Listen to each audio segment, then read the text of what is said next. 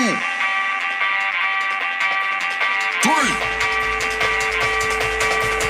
1, 2, 3. Let's go.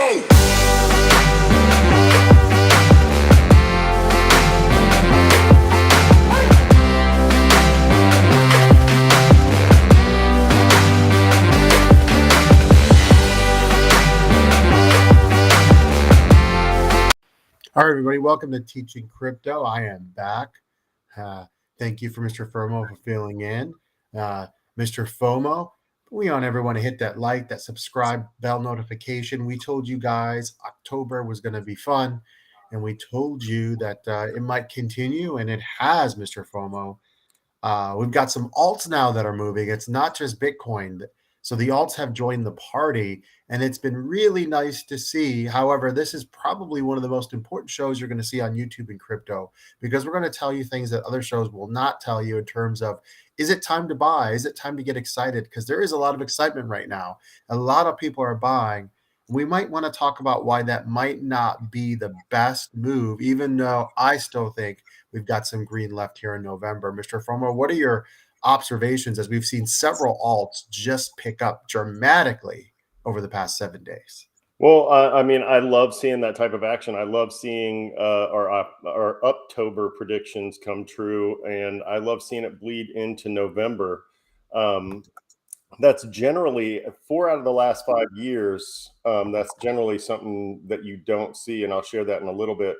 But you know, like you're showing Multiverse X, you know, Solana has been on quite a run. Chainlink has been moving. There's even a gas token that I'm going to do a little short video on for, I think, Neo, that went up like 400%. We're going to talk about how that happened. But still have a little bit more research, but it has to do with the utility and what they're doing at Neo and their latest upgrade. But there's a lot. So Multiverse out right now. Sorry. Multiverse X is not one we've talked about a lot on this program, but if you just joined us the past couple of weeks, you probably have not heard of it. And I've always loved the low supply, right? The fact that there's less than 34 million tokens has always been something that's drawn to me. And the market cap until now was really low. Well, now it's up over 1.2 billion. Still not huge, but you know, we talked about maybe picking it up around 24, 25. Well, those days are long gone. It's at 44 here. It got listed at a new exchange in Asia, and just this is how quickly things can move. This is the 1 month, but even if I show you here the 7-day, you still see a gigantic spike. And what excites me is that we're not at the halving yet. And so this is how quickly these alts can move. And that's why you want to tune in to Teaching Crypto, because as we get closer and closer to the halving, you're going to see these type of opportunities. Now, I do want to be upfront. I've had Multiverse X before. I don't know I'd buy right now. It did hit 52 and it's come back to 44. If I'm confident that Bitcoin is going to run for the next week or so, then this could be a nice re-entry here.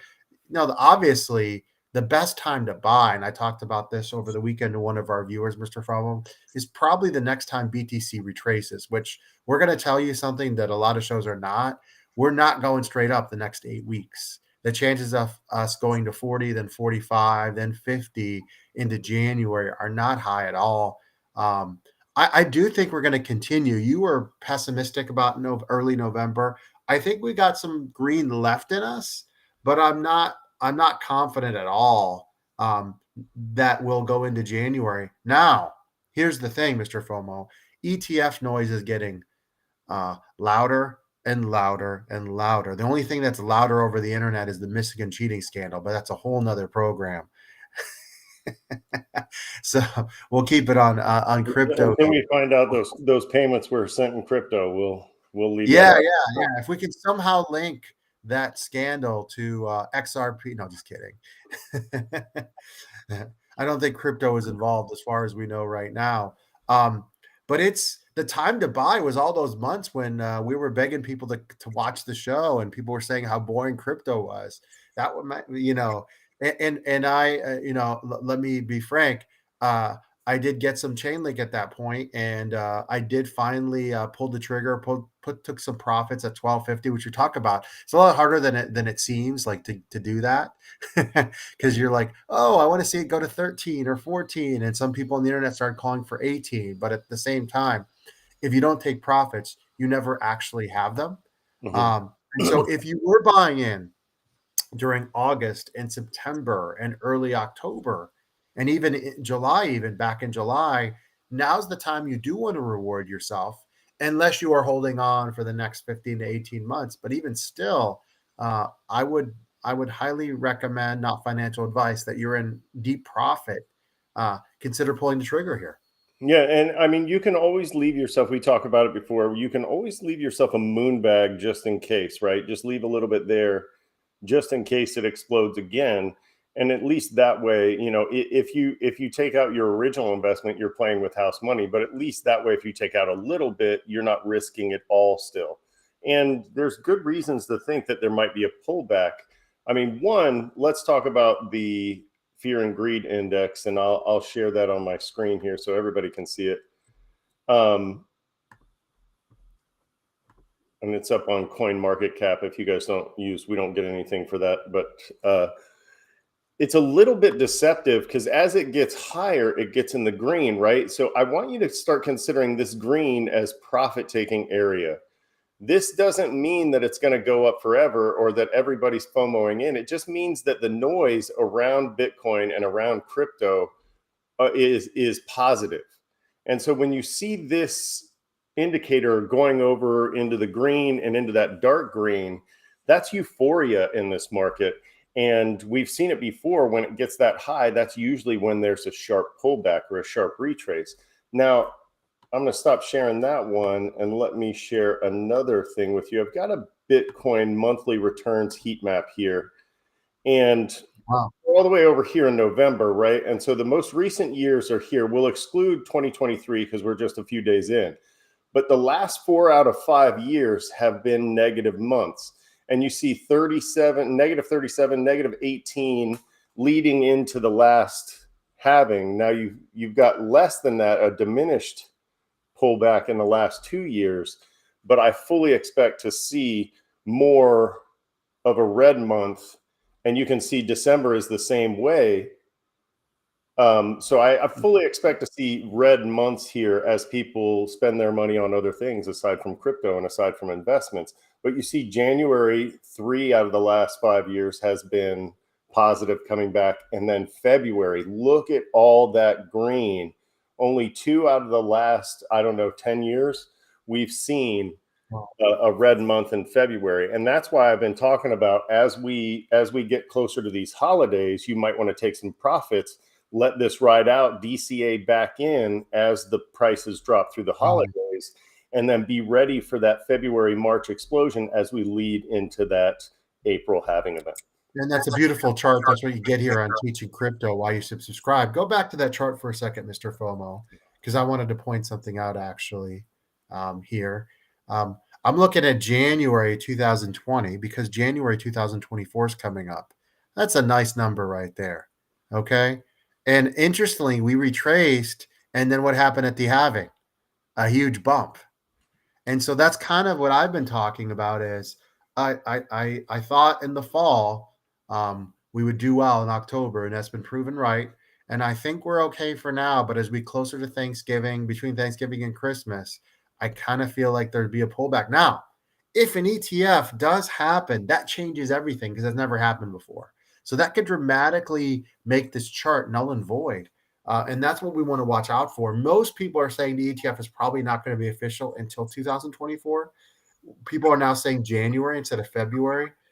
So that changes a lot of stuff. But that is really that really is the thing that changes the whole outlook on everything, right?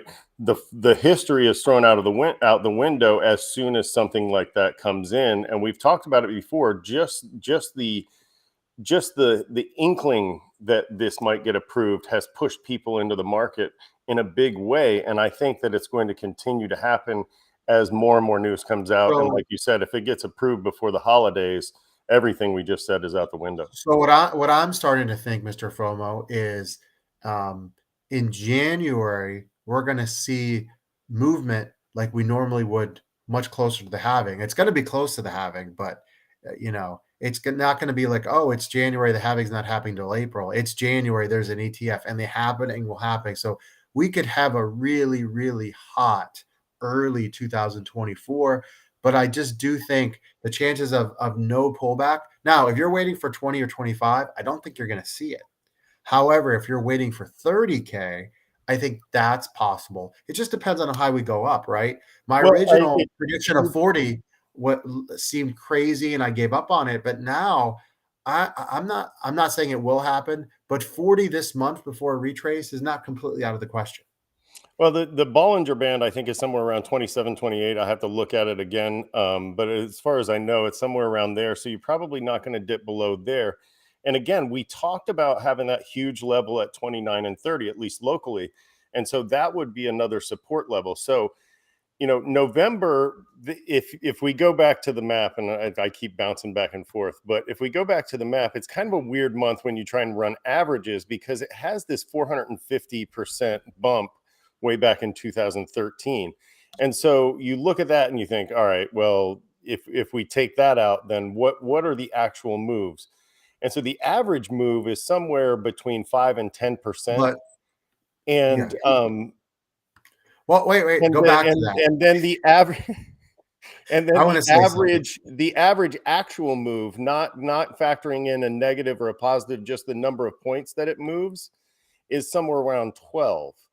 And so When you showed me this chart, though, I'm looking at it every 4 years because that so in 2020, right before the halving, that November, my goodness, was amazing. mhm. And so it's it's and Well, here's yeah, the thing, like, it's like the old quote. There's lies, there's just damned lies, and then there's statistics, well, right? Like we can make yeah, anything out of this chart that we want. no, Like, and but if that's you the look at great thing about these yeah, charts is that we can sit here and chop them up and find new information all the time.